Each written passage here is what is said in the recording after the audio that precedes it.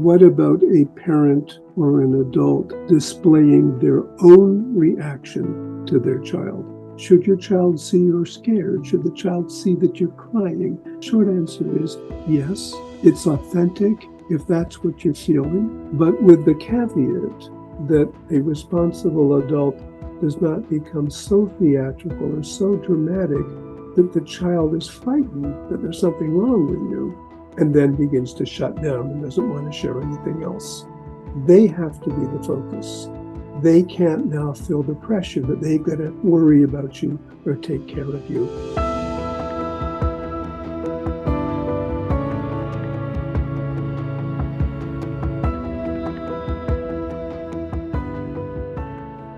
Beruchim Abayim, and welcome to Torah Talks Chazaq's Tuesday night program with special guests.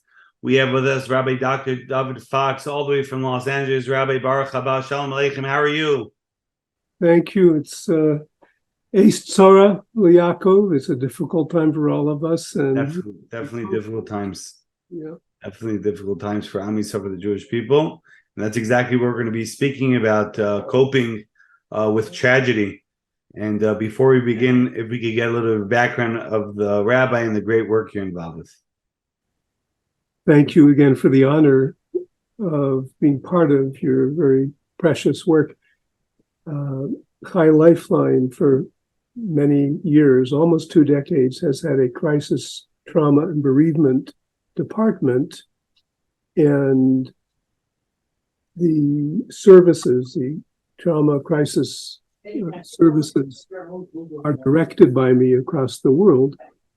And we have trained teams in major cities, Europe, North America, Australia, elsewhere, who provide intervention service and crisis management services for the horrible range of trauma events that occur to individuals, to families, and to communities. My profession, I'm a forensic and a clinical psychologist, and I'm also a Dayan and a Rav, and I'm very involved in Shiurim and Torah education. Amazing, Rabbi. So, as was mentioned, as we all know, we're going through very difficult times. The tragedy that happened in Eretz Yisrael and Israel is heartbreaking. What should our mindset be in this difficult time, Rabbi?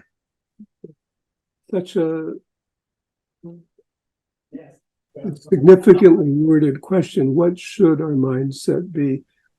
What I would counter is that healthy people have a mindset. Healthy people, healthy, sensitive, caring Jewish people are in tune with the fact that they do have a reaction. It's not particularly common and it's not particularly normal to have no reaction at all.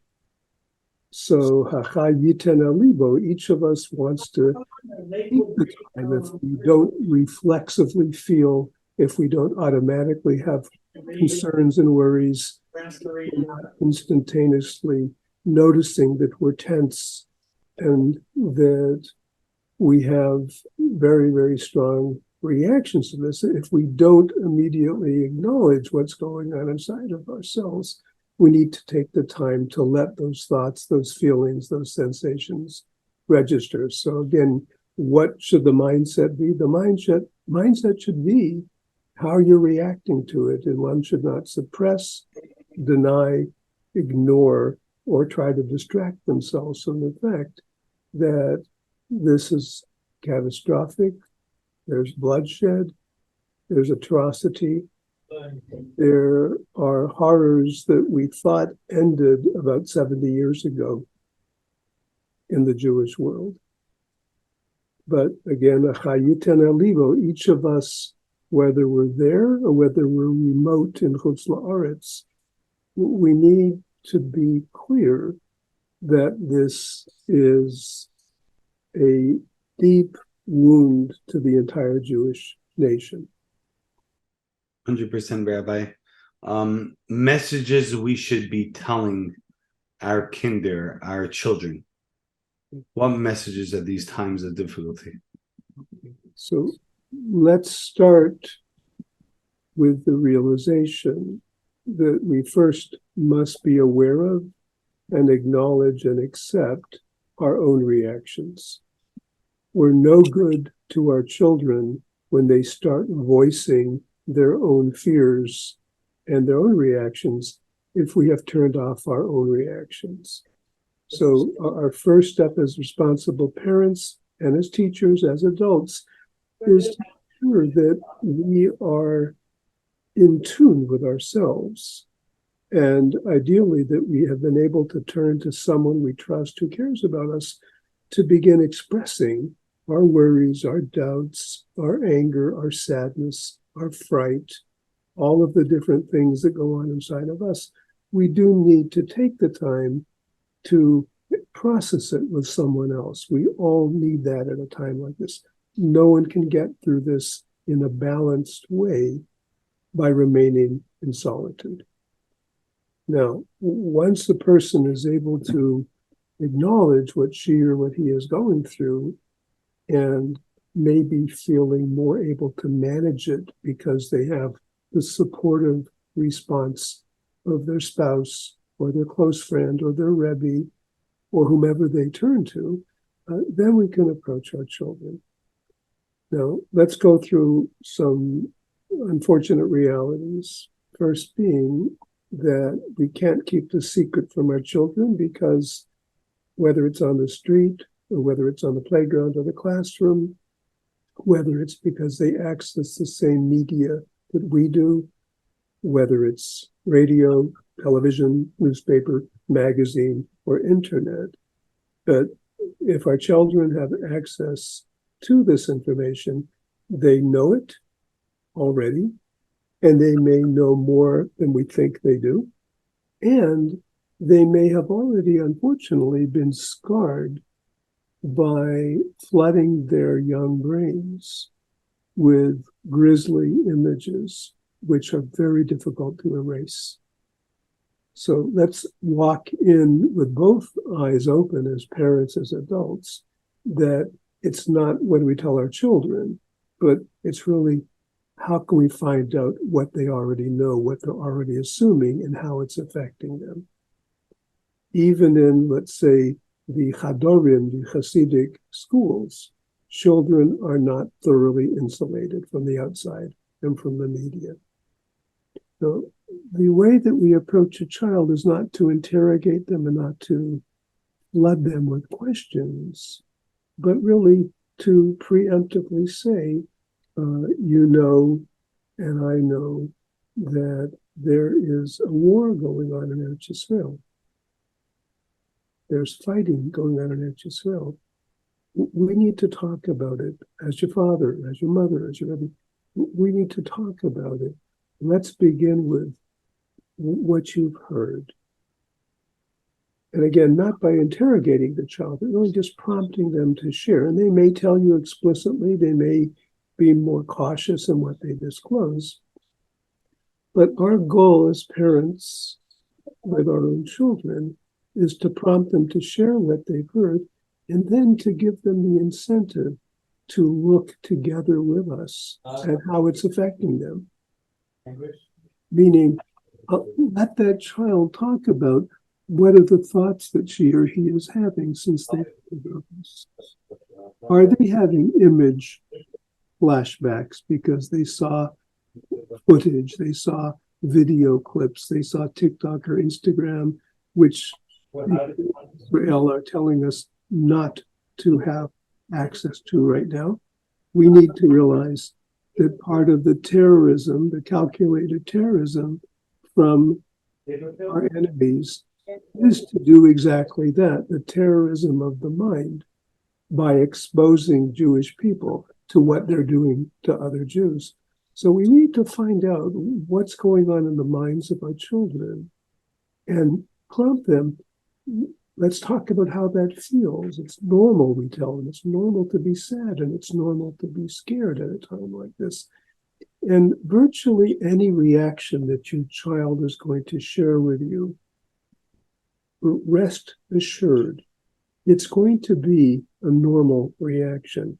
It's a very minor percentage of children or adults who go into an abnormal psychological place when they hear horrible news. Most of them are having reactions, and they may be wary about sharing them, but that's exactly what we want to prompt them to do. So when your child says, I'm frightened, or your child says, I'm scared, or your child says, I'm angry, or your child says, I'm confused, or your child, even maybe a teenager, speaks more existentially, like how can Hashem do this? Or how can I believe if this is what happens to good people? So whatever, virtually anything that your child, whether they're young or whether they're teens or almost adults, when they express things, so accept it. Don't criticize it. Don't judge them. Don't distract them or try to cheer them up. Don't try to convince them they shouldn't think what they think or they shouldn't feel what they feel. But you listen and you accept and you validate it because they've shared their truth of the moment. They've shared their reality with you. Even if what they say is not what you expected them to say, even if you thought they would be reacting differently. But if a child is able to say, I'm scared, I'm frightened, I don't want to go to school, I don't want to go out of the house, or I can't stop crying, but I don't want to cry in front of my friends, so I want to stay in my room. Or the child has a physical reaction, which means I can't eat, I can't sleep, or all I want to do is sleep, I don't feel good. Or the child has a behavioral reaction, which means they're more irritable, just like we adults. Or they get socially withdrawn, or they don't want to be engaged in things that they normally enjoy doing. Again, thought, emotion, physical sensation, behavior, and also spiritual. If that's what is percolating in your older child, that how can I daven right now? Or the child says, I need to daven a lot harder. I need to daven a lot more. I can't ever speak Lashon Hara again. And the child starts making all sorts of kabbalot, no dream sarah, as Chazal tell us, and they're accepting all sorts of stringencies. Whatever they say, hear it, accept it, validate it, and let them know that at a frightening time like this, of course, you're feeling the fright. Or if they say they're sad, you say to them, this is a very, very sad time for us. And yes, you're having some of that sadness. This is how we validate. The child says, I'm enraged. I want to go strike back at them. And they start telling you their fantasies of what should be happening to our enemy. Rather than say, well, that's not the Jewish way, or that's the moral. This is not the time to reason with them, except if this is what they're going through, that that's what they're going through. No. Once you've built up that trust with your child, that they know they can share with you their reaction and that you're receptive and you're not criticizing them and you're not upset with them and that you're not telling them, well, look, it's not like that. You should look at it differently. When you're not doing any of that moralizing with them or placating them or minimization of the reaction. So this is when we talk with the children in a more encouraging way. Let's talk to what is our role right now. Let's take a look at some of the things that we as a family might want to be doing differently or working harder at, some of the things that we might want to be avoiding at a time like this. And you collaborate with the child at an age-appropriate level. Children who are 8 and above, they're usually delighted to look at something they can do so they feel they're helping in some way. Last Thursday night, I had the great honor to share a podium with Rabbi Bridney, the Rosh Hashiva of Mir. And among the many astoundingly insightful messages he gave, he told over a Chazaq that when it came time in Chumash for Moshe to select soldiers in the Midbar, so the expression is elef v'mateh, elef v'mateh. Now, usually when we have a redundancy in a pasuk, it's just for emphasis, like Avraham, Moshe, elef v'mateh, elef v'mateh. So he brought a chazal that Elef Lamata, 1,000 per tribe, 1,000 per tribe, means 1,000 warriors and 1,000 to pray for those warriors. Elef Lamata and an Elef Lamata. And we tell our children, we right now, we want to find out how can we be the Elef Lamata? How can we be Elef Lamach in Israel? We're not going to put on a uniform. We're not going to get a rifle or a hand grenade. But what can we do? And I think what's usually helpful for young people is instead of taking on a grandiose Kabbalah, that I'll never ever speak Lashon Hara again, or I'm going to say all of Tehillim every day, even though these might be very, very spiritually boosting behaviors, generally what we tell the children is, let's find something time limited that you can take on as a trial to see how you do with it. Let's take on something that's doable so that you actually can accomplish it, rather than after a day or two feeling it's so burdensome, then you feel guilty that you neglected it. So make sure it's doable and time limited. And we tell a child at their age level, let's find something that you personally will find meaning, that it has value to you as a child, as a girl, as a boy, that will augment your virtue, which means you'll feel that you're a better person because of it, and that you see that it's accomplishing something towards that goal of boosting the sale of Kavayocho, Israel. Hashem exercises faith in Kadosh Baruch Hu at a time like this. This is where we get that protective sense that Kadosh Baruch Hu is very close to us at this time. So these are the types of discussions we have with the children. I want to add, I don't want to, Darshan, I don't want to lecture. No, please. Very, very insightful, very important messages of how to give this information and how to receive the information from the children. Please add, Rabbi. Thank you. So the question often is raised, what about a parent or an adult displaying their own reaction to their child? Should your child see you're scared? Should the child see that you're crying? Should the child see that you also have some confusion or some numbness? So the short answer is yes, it's authentic if that's what you're feeling, to show your child that you too are affected by the frightening, saddening news, but with the caveat that a responsible adult does not become so theatrical or so dramatic that the child is frightened that there's something wrong with you and then begins to shut down and doesn't want to share anything else. So you can be real with your child, but they have to be the focus. They can't now feel the pressure that they've got to worry about you or take care of you. So in a certain sense, we are toho kabaro. Our insides are visible and audible to other people, but not to the degree that we have lost our role as the model and the mentor for that child. They still need to see that we're coping at an adult level. I'm going to just add two more things for now. The first is, let's remember that at a time like this,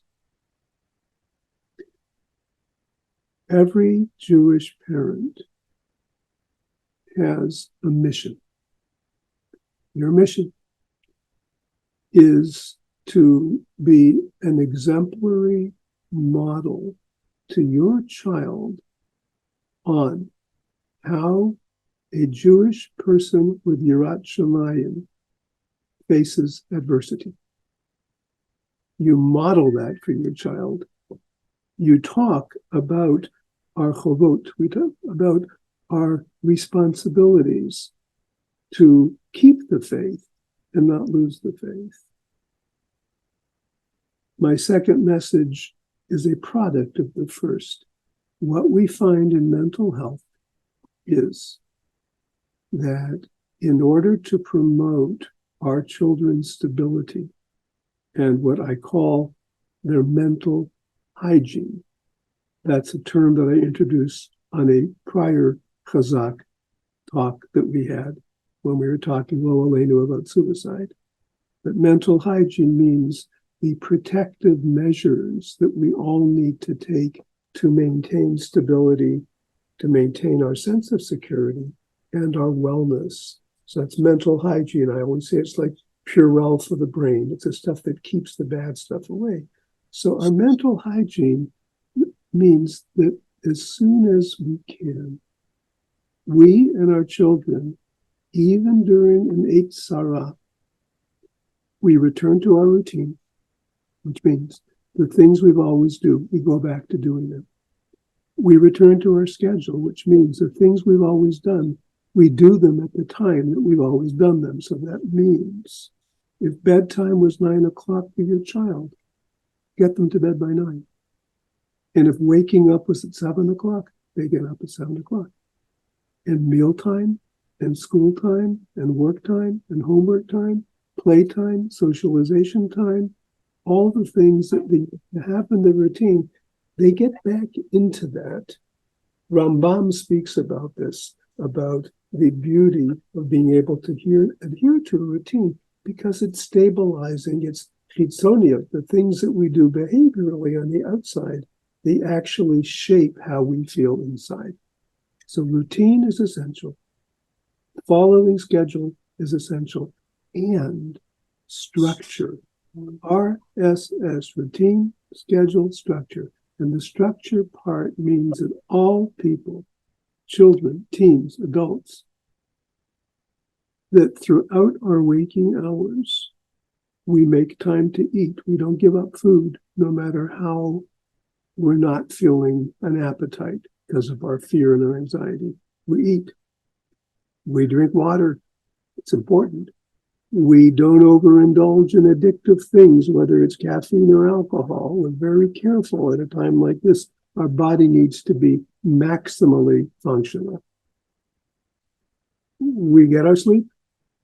We do our hard work, whether it's going to your job or whether it's lahavdil, going to kollel or going to yeshiva, but we do our hard work. The brain needs to remain activated. The brain can't be left shallow because, although I'm going to make an exaggerated remark, because I'll say, Abatala mevia lidei shimum, that an idle mind is an arena for decay. And we don't want to do this to ourselves or our kids.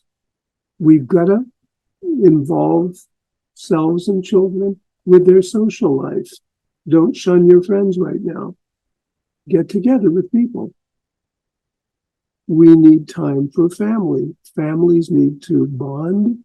And what I'm recommending is mealtime in the home. Don't talk about the tragedy in Eretz Yisrael. Don't talk about the news. Don't talk about politics. Don't talk about money. Don't talk about sickness, death. Don't talk about work, even schoolwork. And don't talk about other people. Mealtime right now needs to be chayitem al-libo, that we're together. We have things we are grateful for as a family. We have nice experiences during the day, and we want to look at them. We want to express our gratitude. We want to look at a situation we observed, which was inspirational for us, a spiritually uplifting moment, ha'ara, a realization when we were saying Tehillim. But that is very much part of our structure. Mealtime is cohesive bonding time. All of us, children included, we need downtime every day. You need time to yourself where you don't have to be doing anything other than just sorting through what's going on inside, even children. And then lastly, I shouldn't say lastly, I've got one other, but second to lastly, we need creative activity, which means we need a creative outlet, whether that's reading, whether that's drawing, whether that's painting, whether that's music, but we need something to stimulate the other part of our brain, because stimulating the more creative part of the brain actually will help improve and broaden a person's positive outlook. So that's very, very important. And then now, lastly, we've got to engage in something spiritual, children and adults. Our tefillah must be tefillah. Our learning Torah must be learning Torah. The casual discussions we have can be masim, mashal, something at an age-appropriate level, so that children, we really feel we are doing our Elef Lamata work, that our armamentarium, our heavy artillery, we are outfitted by doing what Hashem wants us to do, because a lot of these chayalim right now, they can't be doing a lot of those holy activities, and we pick up the burden for them. So our spirituality at a time like this is important, and talk with your family about bitachon. Talk about faith. Talk about what we believe and how we can strengthen our belief. Very, very, very, very inspiring, Rabbi Dr. Dovid Fox. Very powerful, inspiring, and on point messages. Many people are asking that, I'm not in Eretz Yisrael, I'm not in Israel, I'm not a soldier. I'm not able to do, help out the Am Yisrael. But like the Rabbi mentioned, Elef L'mateh, everybody could do their part wherever you are in the world. Extra tefillah, more prayer, more learning, more tzedakah, whatever we could do to increase, that will be very, very helpful to Am Yisrael. Rabbi, we have a custom, we have a minhag in Torah Talks, Chazaq Torah Talks. A final message for our broad audience, Rabbi. Yeah, so thank you. We have to echo the many perceptive and profound words of the Nevi'im. Navi tells us that we have haftacha, which means a pledge from above, but also an internalized conviction that when there is Eit Sarah Yaakov, that when there is a dismal time for the Jewish nation, that that we fully trust that Hashem will take us through this. Chazal don't tell us Gamzu Tova, that everything bad is really good.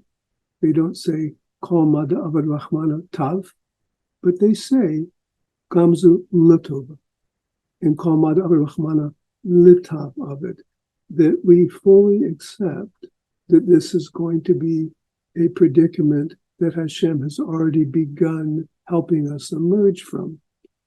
We know Gemara in Shabbat says that one of the questions we will have to answer in Beit Din Shomala is Tzipita Yeshua. This is one of the first questions that we're going to be interrogated about in Acharit Hayamim. The Tzipita Yeshua, did you anticipate, did you look forward to the salvation and the Geula? Some of the Rishonim Baalei Tosafot ask, if this is such a significant responsibility, if this is such a serious thing that I'm going to have to defend whether or not I was mitzapel Yeshua, then how come it's not in Taryag Mitzvot? If it's so important, how come no one ever told me in the Torah that I have an obligation, responsibility to start preparing this Tzipi Yeshua? So one of the Baalei Tosfos, the Smag Sefer Mitzvah Katan from one of Baalei Tosfos, he answers it in his Hakdamah. And he says that really this is one of the Taryag Mitzvot. It's the mitzvah of Anochi Hashem Elokecha Asher Hotzeticha Me'eretz Mitzrayim. Meaning, Kodesh Baruch Hu starts off Aseret HaDibrot by saying, remember, I'm the one who put you in Mitzrayim, and I took you out of it. And that becomes our paradigm, that in each galut, each moment of tzara, the Anochi Hashem Elokecha mitzvah, that emphatic statement, I am the one. This is Hashem telling us, you can count on this. You can be mitzapah Yeshua. I put you in Mitzrayim with the plan to get you out. I put you in the Inquisition. I put you in Chorban Habayit. I put you in the pogroms. I put you in the Holocaust, meaning this was something that was preordained for reasons which are beyond us, but I also had the remedy on hand.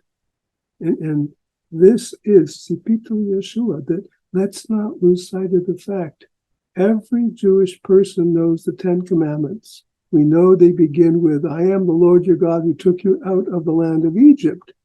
And within that mitzvah is the powerful conviction that whatever goes on, it's time limited, and he will be our Moshiach. He, with his help alone, in Od Milvado, he will take us from this. And we teach this to our children, and we teach this to our spouses, and we teach this to our students, and more importantly, we believe it ourselves. Very, very powerful, Rabbi Dr. Dovid Fox. Very inspiring messages to point. We really appreciate everything that the Rabbi does for Klal Yisrael, the Jewish people. We should only share in smachot and all happy occasions for now. We should only hear good news. Besarot Tovot. We want to remind everyone every single Tuesday night at 8:30 p.m. Eastern Standard Time, Chazaq Torah Talks with special guests. Tonight we have with us Rabbi Dr. Dovid Fox, and coping with difficulties and challenges. And we want to thank all of our podcast players and Torah Anytime and daily giving. $1 a day goes a very far way. And for future guests and programming, please reach out to Chazaq, chazaq.org, info@chazaq.org. And we should only hear good news. And I want to thank Rabbi for joining us. Thank you. Thank you. We will hear bracha.